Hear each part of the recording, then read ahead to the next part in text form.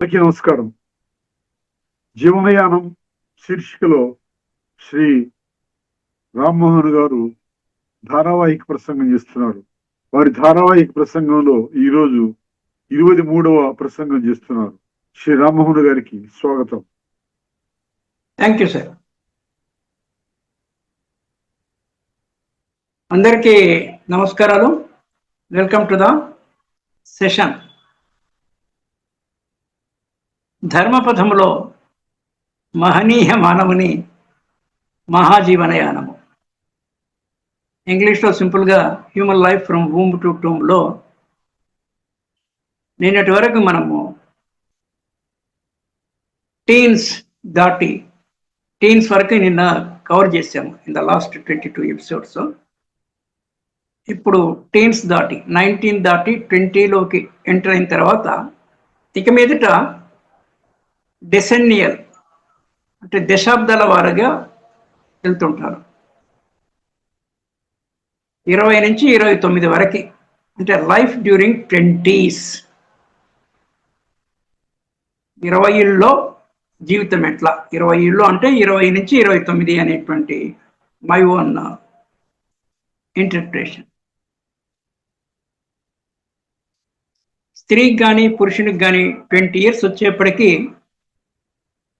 మనము క్యాబినెట్స్లో మిడ్గెట్ అనేవి వాడుతుంటాము. మిడ్గెట్ కొన్ని బిల్డింగ్స్లో మెజనైన్ ఫ్లోర్ అంటాము. అంటే హైట్ ఎక్కువ ఉంటుంది, ఒక పోర్షన్లో ఒక హాఫ్కి మళ్ళీ ఇంకో రూఫ్ వేసి దాని కింద ఉంటుంది, పైన ఉంటుంది. వేరే చోటనవి it's a full this one. Midget అంటే చిన్న సైజు అలమారా అనేసి. సో 20వ లైఫ్ 20 నుంచి 25 అంటే 20 నుంచి 29 దానికి మనం కవర్ చేస్తాము. దాంట్లో పూర్వార్థము ఉత్తరార్థము. ఇటు 25 వరకు ఒకటి, 25 టు రిమైనింగ్ 29 వరకు ఇంకోటి. వీళ్ళంతా మిడ్గెట్ కేటగిరీస్. తెలియదంటే తెలియదని కాదు, తెలుసు అంటే పూర్తిగా తెలియదు అని కాదు. ఈ ఏజ్కి వచ్చేప్పటికి శారీరక దార్ఢ్యత దాదాపు ఒక 70-75%, 80% వరకు స్టెబిలైజ్ అవుతుంది. ఇంకా గ్రోత్కి అఫ్ కోర్స్ 22, 23, 24 ఏళ్ళ వరకు ఫిజికల్ గ్రోత్కి అవకాశం ఉంటుంది. మెంటల్ గ్రోత్ ఇంటర్నల్ మ్యాటర్ కనుక దాన్ని అసెస్ చేయడం కష్టము. ఫిజికల్ దాన్ని వీ కెన్ అసెస్, మనకి height, weight, then body mass index, ఇవన్నీ కొన్ని కొలతలు ఉన్నాయి, శారీరక కొలతలు, to estimate the physical wellness of a particular person. Mental wellness మనం మన కుటుంబ సభ్యులు కానీ ఇతరులు కానీ మనం మాట్లాడినప్పుడు కొంతవరకు మనం అసెస్ చేయొచ్చు. దీనికి కొన్ని సైకలాజికల్ టెస్ట్లు ఉన్నాయి. కొంతమంది mentally disturbed person, mentally disturb is separate thing, mentally handicapped చిన్నప్పటి నుంచి కూడా, అంటే వాళ్ళ శరీరం పెరుగుతుంది కానీ మనసు పెరగదు. దీనికి రివర్స్లో కూడా ఉంది. శరీరం పెరగకపోయినా మనసు పెరిగే వాళ్ళు ఉన్నారు, మైండ్ పెరిగే వాళ్ళు. వాళ్ళనే మనము చైల్డ్ ప్రాడగి ఆర్ బాలమేధావులు అంటాం. అంటే 8-9 ఇయర్స్లోనే వాళ్ళు విశేషమైనటువంటి ప్రతిభ కనిపిస్తుంటారు. రివర్స్లో మాకు తెలిసిన ఒక మిత్రుని అబ్బాయి కూడా 35-40 ఇయర్స్ ఉంటారు కానీ మెంటాలిటీ వచ్చేసి 13-14 ఇయర్స్ బాగా తిరిగి ఉంటాడు. సో ఈ రెండు పాసిబుల్. ఇవన్నీ కొంచెం ఎక్స్ట్రీమ్స్ అంటే రేర్ అని. ఎక్స్ట్రీమ్స్ ఒకటి, రేర్గా ఉండేటువంటి విషయాలు. కామనర్ విషయానికి వస్తే 20 ఏళ్ళ వరకు నేను ఇందాక అన్నట్టు శారీరక దార్ఢ్యత సుమారుగా సెట్ అవుతుంది. మెంటల్ ఎబిలిటీ కూడా అవుతుందా అంటే అవుతుంది, బట్ అయినా కూడా కొంత కొరత, కొంత లేమి, లేకపోవడం, కొంత కొరత, కొంత సెట్ బ్యాక్ ఉంటుంది. సో ఈ 20 ఏళ్లలో వాళ్ళు ప్రదర్శించేది, వాళ్ళకుండే నైపుణ్యాలన్నీ 3వ ఏట నుంచి ప్రోగ్రెసివ్గా, మనం నిన్న మొన్న గ్రోత్, డెవలప్మెంట్ అనే పదాలు కూడా వాడాము. పూర్వంలో అవన్నీ క్యుములేటివ్గా, అగ్రిగేషన్, క్యుములేటివ్గా అవన్నీ అలా పెరిగి వస్తున్నాయి. ఇప్పుడు 20 ఏట ఏమవుతుందంటే ఇంటర్మీడియట్ 15 ఏళ్ళకి 3 ఏళ్ళ తర్వాత డిగ్రీ అయిపోయే అవకాశం ఉంది for most of the people. ఒక 1 year అటు ఇటు మేబీ 21 డిగ్రీ అయిపోతుంది. పట్టభద్రుడు అని మనకి తెలుగులో పేరు దానికి. పట్టభద్రత వచ్చిన తర్వాత అదొక మైల్ స్టోన్ అచీవ్మెంట్ జీవితంలో. జీవితంలో కార్నర్ స్టోన్స్, మైల్ స్టోన్స్ అని రెండు. మూలమలుపు, మూలరాయి, మైలురాయి. ఇది both mile stone and corner stone degree. ఆ తర్వాత మీరు 20 yearsకి టచ్ అయ్యారు, మైనారిటీ తీరిపోయింది, legally you are a major, legally. కానీ ఎథికల్లీ, సమాజపరంగా, వ్యక్తిత్వ పరంగా మీకంత మెచ్యూరిటీ ఉందా? ఏజ్ అప్రాప్రియేట్ మెచ్యూరిటీ అంటుంటాను నేను. ఆమా ఆమా అంటే అవును అనే అరవంలో నా కోడ్లో ఏజ్, ఏఎంఏ, ఏజ్ అప్రాప్రియేట్, మళ్ళీ మిడిల్లోకి వచ్చి మెచ్యూరిటీ. ఏజ్ అప్రాప్రియేట్ వచ్చిందంటే ఇట్ డిపెండ్స్, ఒక 2-3 years ఎక్కువ కానీ తక్కువ కానీ ఉండొచ్చు. దానికి కూడా కొన్ని సైకలాజికల్ టెస్ట్లు ఉన్నాయి. అవసరమైన వాళ్ళు చేయించుకోవచ్చు, అందరు చేయించుకోవాల్సిన పని లేదు. బట్ వెన్ ఎవర్ చాలా వీక్ ఉన్నాడు స్టడీస్లో అంటే కానీ ఆర్ వాట్ ఎవర్ బిహేవియర్లో కొంచెము డిఫరెంట్గా ఉందన్నప్పుడు ఈ psychological test we can get it done. 20 degree అయిపోయిన వాళ్ళ గురించి నేను చెప్పడము, డిగ్రీ అయిన తర్వాత ప్రతి స్టేజ్లో కూడా వాట్ నెక్స్ట్ ఇన్ లైఫ్, తదుపరి మెట్టు ఏమి, తదుపరి స్టెప్ నేనేం తీసుకోవాలనేటువంటి ప్రశ్న దాదాపుగా ఈ 30 years వరకు, ఈ 20sలో జరిగేటువంటి ఇది. జీవితం మొత్తం ఉంటుంది అది, కానీ ఈ 10 yearsలో చాలా ఎక్కువ ఉంటుంది. డిగ్రీ అయిన తర్వాత మీకు జాబ్ చేసుకోవడానికి అవకాశం మెండుగా ఉంది. మెండుగా ఉంది అంటే లెవెల్స్ని బట్టి సీనియర్ లెవెల్ జాబ్స్ అంటే ఆఫీసర్ లెవెల్ జాబ్స్. మనకి ప్రభుత్వ కార్పొరేట్ ఉద్యోగాల్లో ఎక్కడ చూసినా కూడా we have something like officer cadre positions, దాని కింద clerical or equivalent positions. Officer cadres కూడా చాలా లెవెల్స్ ఉంటాయి.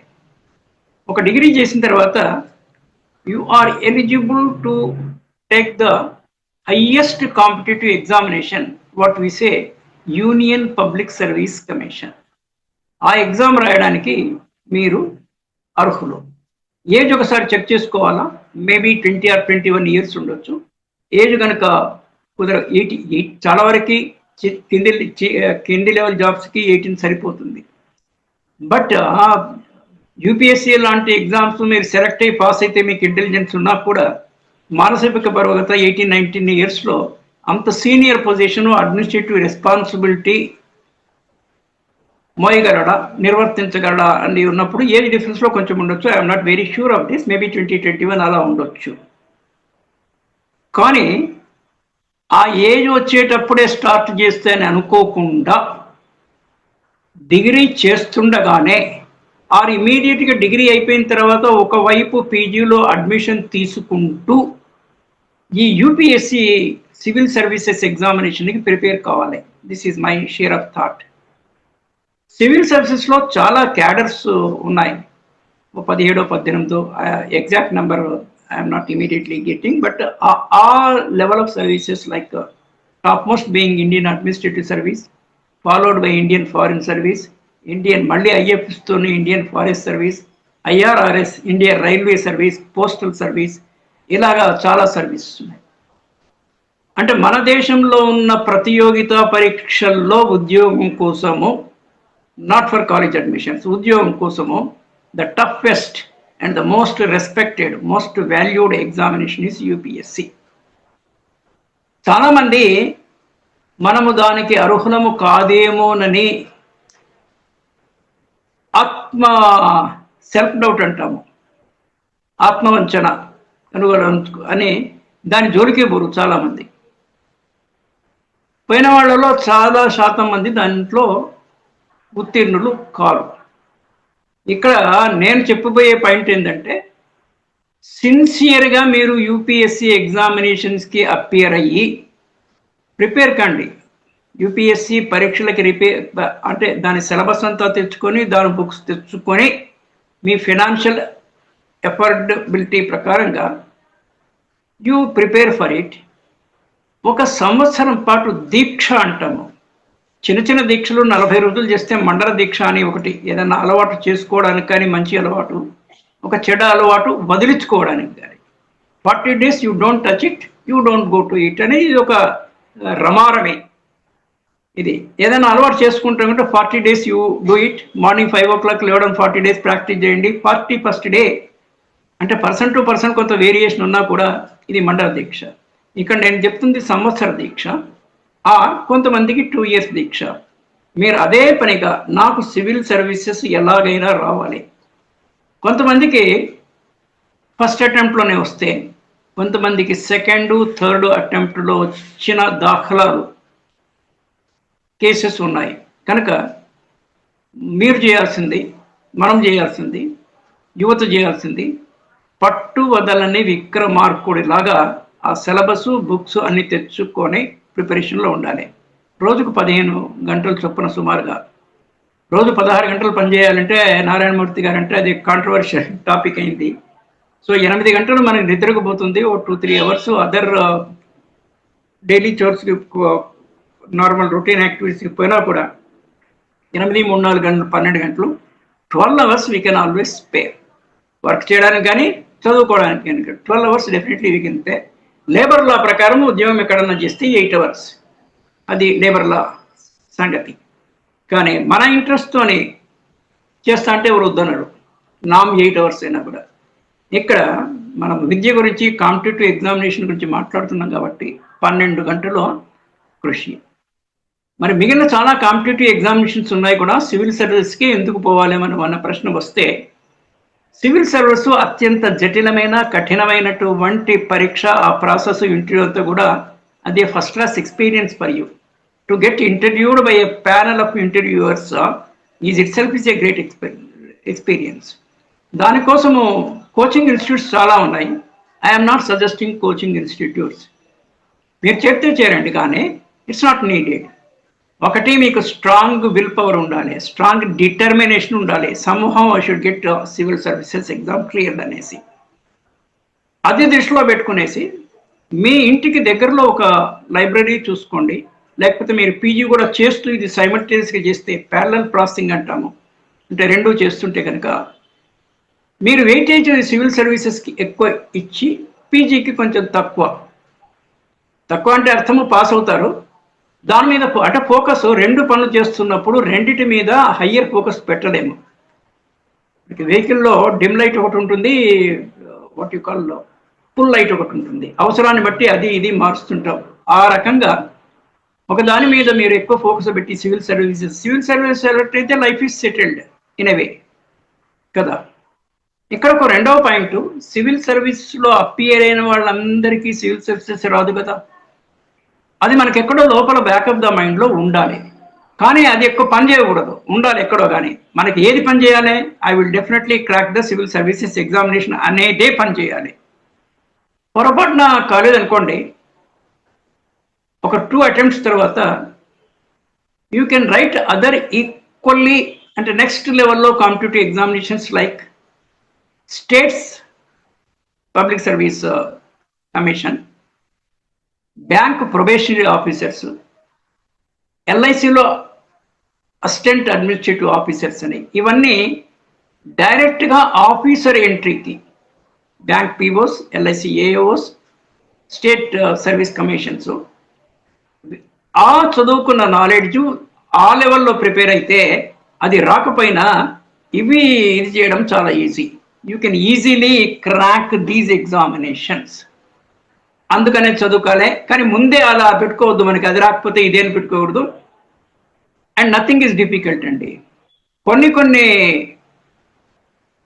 ఉద్యోగాలకి, చదువులకు కూడా ఇంటెలిజెన్స్ చాలా అవసరము. కొన్నిటికి పరిశ్రమ చాలా అవసరము. ఇంజనీరింగ్స్కి కొంచెం మ్యాథమెటిక్స్ బ్యాక్గ్రౌండ్, ఇంటెలిజెన్స్ ముఖ్యము. మెడిసిన్ ఇలాంటి వాటికి ఇంటెలిజెన్స్ ఎంతో, మినిమం ఇంటెలిజెన్స్ డెఫినెట్గా ఉండాలి, కానీ పరిశ్రమ చాలా అవసరము. సో మన బాడీ, మన స్వాట్ అనాలిసిస్, ఇది గతంలో చాలాసార్లు మనం చెప్పుకున్న విషయమే. అంటే మానవ ప్రయాణంలో ఈ స్వాట్ అనే పదము మనం తెలుగులో బబ్బా, మీకున్న బలం ఏంటి, బలహీనతలు ఏంటి, బలహీనతను కవర్ చేయాలి, బలాన్ని ముందరికి తీసుకెళ్ళాలి. ఈత కొట్టేటప్పుడు 2 చేతులతో నీళ్లు ముందరికంటాము, బాడీ ముందరికి వచ్చేస్తుంటాము. ఈ బలహీనత అంటే నేను ఉజ్జాయింపుగా చెప్తున్నాను. కంపేరిటివ్గా బలహీనతలు వెనక్కి దోసి ముందుకు ఫార్వర్డ్ అవ్వడమే జీవితము. సో అవి పరిగణలోకి తీసుకొని మీరు మోర్ ఇంటెలిజెంటా, మోర్ హార్డ్ వర్కింగ్గా. పాసిబిలిటీ ఏముంటుందంటే ఏదో ఒకటి కొందరికి ఎక్కువ ఉంటుంది. ఇంటెలిజెన్స్ తక్కువ ఉంటే దానికి కాంపెన్సేటింగ్ హార్డ్ వర్క్ ఎక్కువ ఉండాలి. Or in the reverse. ఇదొకటి. కొంతమందికి 2 యావరేజ్ ఉండొచ్చు. ఇది యావరేజ్ స్టూడెంట్ మనము. మోస్తరి కష్టపడతాడు, ఎక్కువ కష్టపడు, మోస్తరి ఇంటెలిజెంట్.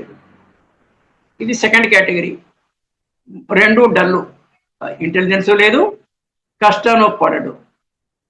వాళ్ళ గురించి మనం మాట్లాడట్లేదు, కానీ వాళ్ళు ఎవరైనా కూడా పైకి రావచ్చు. అంటే ఇందాక మీకు మండల దీక్ష, సంవత్సర దీక్ష అన్నాను కదా, తపన ఉండాలి. తపన ఉండాలి అంటే మనకి లోపల సెల్ఫ్ మోటివేషన్ ఉండాలి. సెల్ఫ్ మోటివేషన్ చాలా మందికి ఉండకపోవచ్చు, కానీ ఉండాలి. 90% సెల్ఫ్ మోటివేషన్ ఉండాలి నా అనాలిసిస్లో. ఒక 10% వేరే వాడు కూడా మన వీపు కడితే అదే బాగా చేసేవాడిని చప్పట్లు కొడితే కూడా మనకు కొంత ఉత్సాహం వస్తుంది. కానీ దాని మీద డిపెండ్ కావద్దు. మనం ఎక్కువ డిపెండ్ కావాల్సిందంతా స్వోత్సాహము, స్వ ఉత్సాహంలో ఉండాలి. ఇతరుల ప్రోత్సాహం మీద ఎక్కువ డిపెండ్ కాకూడదు. కానీ ఇంట్లో ఉండే తల్లిదండ్రులు కానీ, ఎల్డర్ సిబ్లింగ్స్ కానీ, వీళ్ళకి స్వోత్సాహం ఉన్నప్పటికైనా లేకపోయినట్టు కూడా వాళ్ళు డెఫినెట్గా మోటివేట్ చేస్తుండాలి. నువ్వు చదువు, నేను ఎందుకున్నా అని. చాలా మంది ఇండల్లో ఫ్యామిలీస్లో చూస్తే తమ్ముళ్ళ చదువు కోసమని అన్న ఇంటి దగ్గరే ఉండి వ్యవసాయం చేస్తూ తమ్ముళ్ళను చదివిన ఘటనలు చాలా ఫ్యామిలీస్లో ఉంటాయి. ఫాదర్స్ కూడా పిల్లల చదువు కోసం చాలా కష్టపడిన సందర్భాలు కూడా ఉన్నాయి. నా కమింగ్ బ్యాక్, ఈ సివిల్ సర్వీస్ ఎగ్జామినేషన్గా మీరు తరుగు ప్రిపేర్ అవుతే ఏం చదవాలా? సిలబస్ ఉంటుంది, జనరల్ స్టడీస్, మిగిలిన ఆప్షనల్స్, దాని scheme, everything that is there. బేసిక్గా హైయెస్ట్ లెవెల్ ఆఫ్ ఇంగ్లీష్ రావాలి. నో ఇంగ్లీష్ నో లైఫ్ అనేసి నేను చాలా చెప్తుంటాను. అయితే సివిల్ సర్వీస్ ఎగ్జామినేషన్లో వాళ్ళ కొన్ని సెలెక్టెడ్ లాంగ్వేజెస్లో ఆన్సర్ చేసే స్కోప్ ఉన్నట్టు ఉంది. ఈవెన్ దెన్ ఇంగ్లీష్లో ఆన్సర్ చేసే స్తోమత, కెపాసిటీ మనం పెంచుకోవాలి. ఇంగ్లీష్ రావడం ఏం కాదు. నేను ఇంగ్లీషు ఎలా రావాలి అనే దాని మీద ఒక ఛానల్లో చెప్తే there were more than 9,000 news for it. ఒక 5 ఏళ్ళు ఇంగ్లీష్ న్యూస్ పేపరు, కొంచెం standard news paper like Indian Express, Hindu or Statesman or whatever, Times of India చదవండి. ఒక పాకెట్ డిక్షనరీ, ఒక టేబుల్ డిక్షనరీ పెట్టుకోండి మీ దగ్గర. పాకెట్ డిక్షనరీ బయటకు వెళ్తున్నప్పుడు జేబులో, టేబుల్ డిక్షనరీ ఇంట్లో టేబుల్ మీద. ఎవ్రీడే ఒక అరగంట సేపు, 30 గంట సేపు న్యూస్ పేపర్ చదవండి. డిఫికల్ట్ వర్డ్స్ రాసుకునేసి ఒక డైలీ 5 నుంచి 10 కొత్త పదాలు నేర్చుకోండి. న్యూస్ పేపర్ చదవండి. మీకు గ్రామరు తెలియకపోయినా 5 years చదవాలి. అంటే నేను ఉజ్జాయింపుగా చెప్తున్నాను. Maybe 1 year this way that way you will be perfect in English. 5 years is not a big thing. మీరు 20 ఏటో మొదలు పెడితే 25కి అయిపోతుంది. 15 ఏటో మొదలు పెడితే 20 ఏళ్ళకి అయిపోతుంది. Once you are able to speak good English, మనము స్ఫూర్తి పొందాలి. ఇంగ్లీష్ బాగా మాట్లాడే వాళ్ళు కొంతమంది ఉంటారు. వాళ్ళ దగ్గర, I forgot his name, Congress leader, ఆయన ఇంగ్లీష్ మాట్లాడుతుంటే మనం పదాలు వెతుక్కోవాలి. లోకల్గా చెప్పాలంటే మనకి దివంగత జైపాల్ రెడ్డి గారు ఉండేవాడు. Is a orator. Oratory skills కొంతమందికి ఉంటాయి. భాష ఏదైనా కూడా oratory skills is a different question, మళ్ళీ language is a different thing. మీకు ఆరేటరీ స్కిల్స్ కూడా ఉండాలి, రైటింగ్ స్కిల్స్ కూడా ఉండాలి. రైటింగ్ స్కిల్స్ ఉండాలి, మాట్లాడడం కూడా గలగాలి. కనీసం 2-3 భాషల్లో అనర్గళంగా ఉండాలి. కనీసం 3-4 లాంగ్వేజెస్. ఇది కూడా గతంలో మనం చర్చించాము. మినిమం సంస్కృతం రావాలి. సంస్కృతం ఎందుకు రావాలంటే నీకు ఉచ్చారణతోనే, సంస్కృతుల పదాల ఉచ్చారణతోనే your body rhythm goes up, number 1. Number 2, మొత్తం ప్రపంచ భాషల్లో, అన్ని భాషల్లో ఉన్న పదాలకి మాతృక సంస్కృతం నుంచి వస్తుంది. It is one of the most ancient language. And మన భారతదేశం కూడా one of the ancient countries in the world. సంస్కృతం తర్వాత నెక్స్ట్ వచ్చేసి ఇంటర్నేషనల్ లాంగ్వేజ్ ఆంగ్లమే. కొన్ని దేశాల్లో ఆంగ్లం మాట్లాడకుండా కూడా వాళ్ళు సాంకేతిక అభివృద్ధి సాధించారు. అవి రేర్గా ఉన్నాయి కొన్ని కంట్రీస్. కానీ most of the countries English మాట్లాడుతాయి కనుక మనకి ఇంగ్లీష్ వస్తే మనకి గ్లోబల్లో ఎక్కడికి పోయినా కూడా మనకి ఇబ్బంది ఉండదు. We don't have to feel that different. One minute, there is some. Yeah, sorry.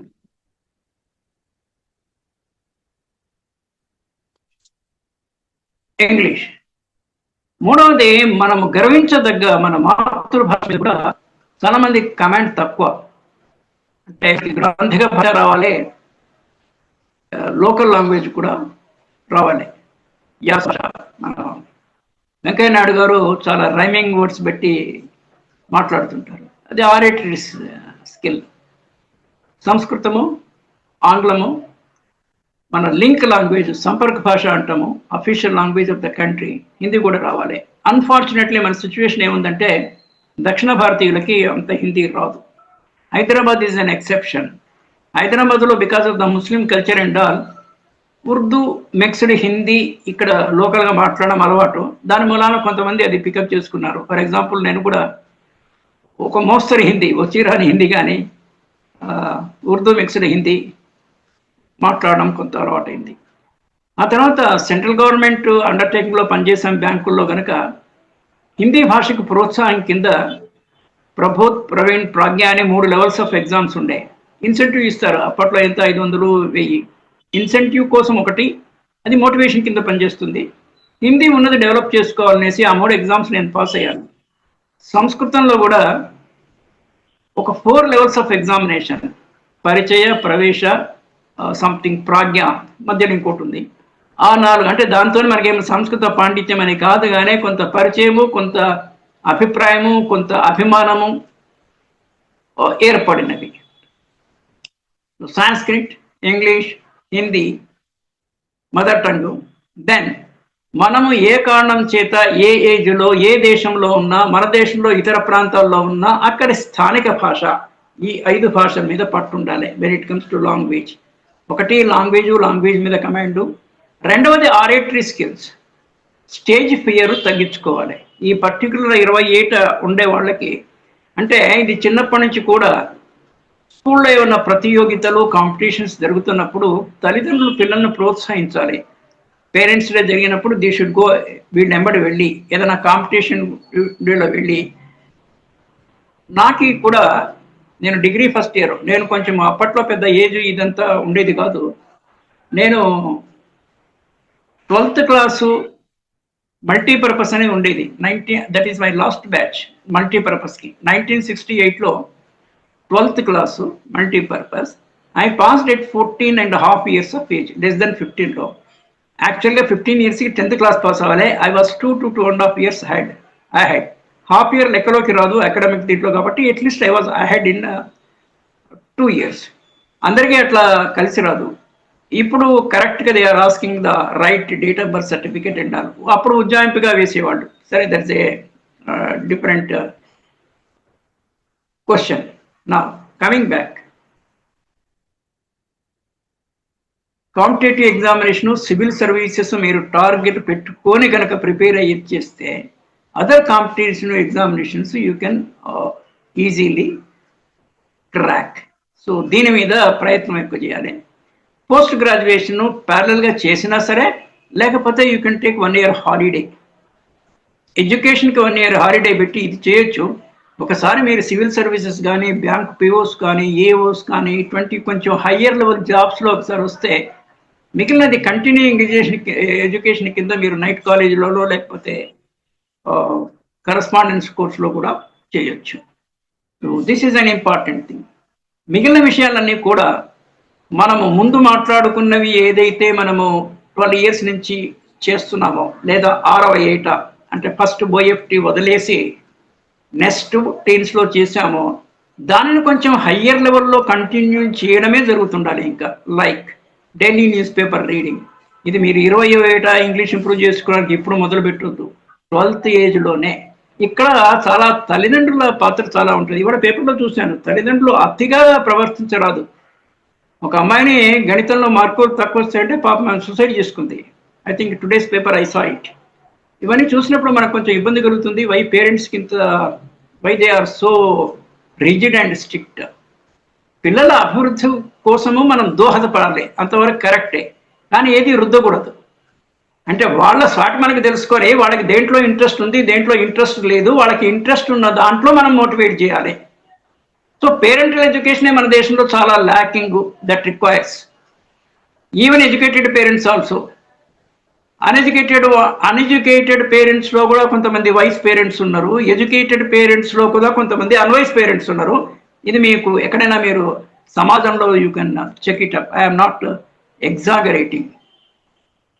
ఆడపిల్లలు కొంచెం వాళ్ళకి కొంచెం సెల్ఫ్ ఇది ఎక్కువ ఉంటుంది. తిరిగితే ఆమె తట్టుకోలేక సూసైడ్ చేసుకుంది. You can see the paper today. Those things should not happen. అలా అని వదిలేయకూడదు కూడా పిల్లల్ని. అంటే you have to strike a fine balance. ఇంగ్లీష్లో విసే స్ట్రైకింగ్ ఏ ఫైన్ బ్యాలెన్స్ అంటారు. అలా చేస్తూ daily news paper reading is a must. And then diary writing is also important thing. మనం మార్నింగ్ నుంచి ఈవినింగ్ స్కూల్కి, కాలేజీకి పోయినా, వర్క్కి పోయినా, ఎక్కడ పోయినా కూడా మనకి కొన్ని సంఘటనలను మనల్ని ఉత్తేజపరచవచ్చు, మనల్ని వాట్ వి సే ఇన్ఫ్లుయెన్స్ చేయొచ్చు, ప్రభావితం చేసేటువంటి సంఘటనలు మనకి అప్పుడప్పుడు జీవితంలో జరుగుతుంటాయి. ఈరోజు మార్నింగ్ నుంచి నేను ఈవినింగ్ వరకు ఏ సంఘటనలో ఉన్నాను, ఏ వ్యక్తులతో పరిచయం అయింది, ఎవరు నన్ను ఇన్ఫ్లుయెన్స్ చేశారు అనే పాయింట్ చాలా ఇంపార్టెంట్. నైట్ వచ్చిన తర్వాత ఆ డైరీలో ఆ పాయింట్స్ రాసుకోవాలి. ఈ రాసుకున్న డైరీస్లో you have to collect it till your life long. నా దగ్గర సుమారుగా, అంటే చిన్నప్పటి నుంచి డైరీస్ అలవాటు లేకపోయినా కూడా, ఫర్ ద లాస్ట్ 20-25 years నుంచి I got diaries. 25 to 30 years వరకు డైరీస్ ఉంటాయి. అవి చదువుకునే టైం మనకి లేకపోయినా కూడా, సిన్స్ ఐఎమ్ బిజీ నౌ, ఎప్పుడైనా ఇంకా మనం బయటికి వెళ్ళలేని పరిస్థితి ఆరోగ్యరీగా వచ్చినప్పుడు ఇంట్లో మనకి ఎవరు తోడు ఉండరు, పని వాళ్ళు ఉంటారు. ఎవరు ఉంటామో వైఫ్ ఉంటుంది. యాజ్ ఫార్ యాజ్ మా ఏజ్ ఆఫ్ దీంట్లో ఎల్డర్లీ పేరెంట్స్లో ఆ టైం వచ్చినప్పుడు దాని గురించి మాట్లాడతాము as this session goes in advance. ఎవరి తోడు లేకుండా కూడా బతకగలగడం అనేది ఒక నేర్పు, ఒక సహనము. పుస్తకాలమే మనకు తోడు, మోర్ దెన్ ఎనఫ్. మన పాత డైరీలు, ఆ పాత అనుభవాలు నెమరు వేసుకుంటే దాంట్లో కూడా టైం పాస్ అవుతుంది. So daily news paper reading and diary writing are important activities that we should do. ఆ తర్వాత రిగరస్ డైలీ షెడ్యూల్ ఉండాలి. రిగరస్ అంటే కఠినమైనటువంటి, ఇంకా దాంట్లో నో కాంప్రమైజ్. మార్నింగ్ లేవాలి 5 o'clockకి. బ్రహ్మముహూర్తం అనే కాన్సెప్ట్ మనకుంది. ఇవన్నీ 12వ ఏట నుంచే స్టార్ట్ కావాలి. పొరపాటున జరగకపోతే at least this is the last bus అంటాం చూడు, last mile connectivity, last bus అన్నట్టు అట్లీస్ట్ ఈ టైంలోనూ కూడా మనం ఉండాలి. ఇక ఈ 20 నుంచి 29 వరకు లైఫ్ టు 20s చాలా చాలా క్రూషియల్. ఎందుకంటే ఇక్కడనే 3 ప్రధానమైనటువంటి విషయాలు ఈ దశాబ్దంలో జరుగుతున్నాయి. మీ విద్యాభ్యాసం ఒక కొలిక్కి రావడం, ఆ తర్వాత continuing education, life long education ఉన్నప్పటికీ కూడా కాలేజీకో యూనివర్సిటీకో వెళ్ళి మీరు చదువుకునేది 25-26 ఏళ్ళతో పరిసమాప్తం అవుతుంది. Even if you do PhD and PDF 26-27కి అయిపోతుంది. నంబర్ 1. నంబర్ 2, మీరు ఏదో ఒక రకమైన ఉద్యోగంలో స్థిరపడతారు ఈ దశాబ్దంలోనే. చిన్న ఉద్యోగమో పెద్ద ఉద్యోగమో వాట్ ఎవర్ ఉద్యోగం అయిపోతుంది. ఆ తర్వాత మీకు వివాహం కూడా ఇదే ఏజ్లో అయిపోతుంది. అంటే మ్యారేజెస్ కొంచెం డిలే, పోస్ట్ పోన్ అవుతున్నప్పటికీ కూడా ఉత్తములైన వాళ్ళు మరి 30 years దాటి మ్యారేజ్ చేసుకోరు, ఆడవాళ్ళు కానీ మగవాళ్ళు కానీ. అంటే 29, నేను I'm covering that period from 20 to 29 కనుక 20 నుంచి 29లో జరిగే విషయాలన్నీ మీ లైఫ్లో టర్నింగ్ పాయింట్సే కాదు, ఫౌండేషన్. ఈ 30 తర్వాత మీరు just you travel on the well led path. మీరు 20 నుంచి 29 వరకు ఒక రహదారి వేసుకుంటే, ఎంతవరకు రహదారి వేసుకుంటారు? 29 వరకే కాదు, ఈ 20 to 29 yearsలో మీ రహదారి మీ జీవితానికి మొత్తానికి సరిపడే అంత లెవెల్లో వేసుకుంటారు మీరు. ఆ తర్వాత it's easy going only. So it's a very critical, crucial age from 20 to 29. నేను ఇవాళ ఫోకస్ చేస్తుంది ఎడ్యుకేషన్ అండ్ కాంపిటేటివ్ ఎగ్జామినేషన్ మీద 2 పాయింట్స్ చెప్పాను. Hard working nature, intelligence. ఈ 2 జనరల్గా. మూడవది ఇంటెన్షన్, అభిరుచి. మీకు దేని మీద అభిరుచి ఉంది, ఏ విద్య మీద అభిరుచి ఉందో దాంట్లో you can go to the top. Not only graduation, post graduation, PhD, post doctor, fellow. దాంతోనే ఇక అంతకన్నా మించి చేసేది ఏముండదు. విద్య విషయము 100% ఫుల్ఫిల్ అవుతుంది. ఇది అందరికీ జరగకపోవచ్చు. అంటే it is subject to intelligence, intention, అంటే మీకు ఇంట్రెస్ట్, ఇంటెలిజెన్స్, హార్డ్ వర్క్, ఇవన్నీ కలిపి. అందరూ ఆ దశకు పోవాలని లేదు. ఆ దశకు పోయే వాళ్ళు ఒక 20% కన్నా మించి ఉండరు. కానీ ఆ క్లబ్లో మనం జాయిన్ కావాలి. This is with respect to education. Then జాబ్కి వస్తే సివిల్ సర్వీసెస్కి గురిపెట్టి ఆ లెవెల్లో ప్రిపేర్ అయితే any other examination, any other competitive ఎగ్జామినేషన్ను క్రాక్ చేయడం అని నల్లేరు మీది నడక అంటాం కదా. It's a easy going. చదువుకు అది, ఉద్యోగానికి ఇది. మీకు మంచి చదువు, మంచి ఉద్యోగం ఉన్నప్పుడు ఆటోమేటిక్గా you get a good alliance. వివాహానికి ఒక మంచి కుటుంబం నుంచి మీకు మంచి వధువు దొరికే అవకాశం ఉంటుంది. So this way, this is very very crucial in these things. So for today I will stop here, giving the basics about these things. We vidya, udyogamu, vivaham-ki, this is the very much ground, and we will continue with this further tomorrow. ఈ 20 to 30 years span of life మీదనే maybe another 4-5 episodes ఈజీగా జరుగుతుంటాయి. And there after 30s, ఇవన్నీ దశకాలే. ఇక మీదటంతా 30s, 40s, 50s, 60s, 70s, 80s అక్కడ ఆపుదాము. Right, thank you, నమస్తే. Done sir. జీవనయానం శీర్షికలో ధారావాహిక ప్రసంగం చేసిన శ్రీ ఎన్ రామ్మోహన్ గారికి ధన్యవాదాలు.